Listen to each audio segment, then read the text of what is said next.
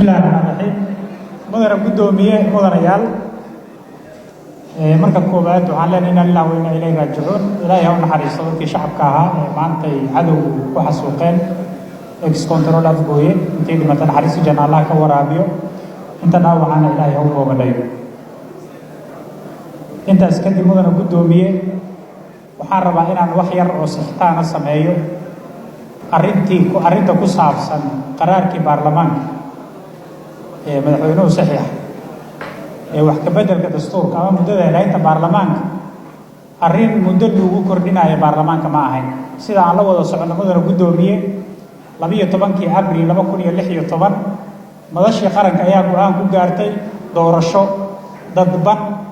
in dalka laga qabto oo xildhibaanada lagu soo doorto 22 May 2016 madaxweynaha digreeto ku soo saaray ku saabsaneed hanaankii doorashada ee 2016 doorashada lagu qabtay ee 51dii ergada ahayd ee xildhibaanada soo dooranayay iyo nidaamkii qaybinta kuraasta aqalka sare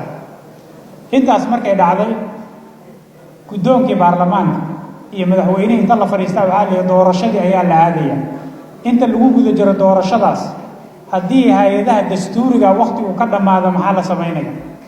meeshaas marka go'aanka lagu gaaray 27 Juun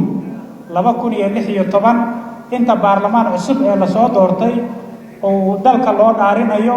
in muddada xilhaynta baarlamaanka saas ay ku sii jirto waxaan rabaa marka saasayna ugu qorantaa waxaa la leeyahay inta baarlamaankaas laga dhaarinayo baarlamaankan inta baarlamaanka tobnaad laga dhaarinayo baarlamaanka sagaalaad ayaa xilka sii haynaya marmarsiyo marka in looga dhigo dastuura la bedelay iyo muddo kororsiga sharci noqonaydo baarlamaanka qaraar inta ka soo saaray ayaa sheeg maxay ahayd doorasho inta laga gaaray la sugaayo arrintaas sharci ma ahan hanaankii doorasho laga heshiiyay iyo doorashada sharcigi lagu aadi lahaayo saxiixan bil iyo 5 bari kadib ayaa baarlamaanku inta fariistay la yiri soo safiraan ku imaanin baarlamaanku si shaqeey taas marka waxaan rabaa in meesheeda lagu dilo oo sharci ahaan loo soo qaado saxiixtaan ay gahay mid aan qabo waxay tahay labaad mudane gudoomiye mudanayaal gudigan waa maasay inuu soo shaqeeyo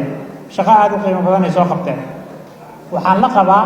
saaxiibadii iga horeeyay xildhibaan Saleebaan iyo soo jeedinta siiqada toosinta qodobka 53aad in meesha siiqada laga toosiyo oo say u soo jeediyeen loo qoro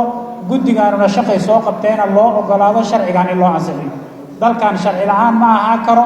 doorasho ma dhici maydo anaga shaqo noo taalama anaga baarlamaan aan nahay sharci aan sameynaa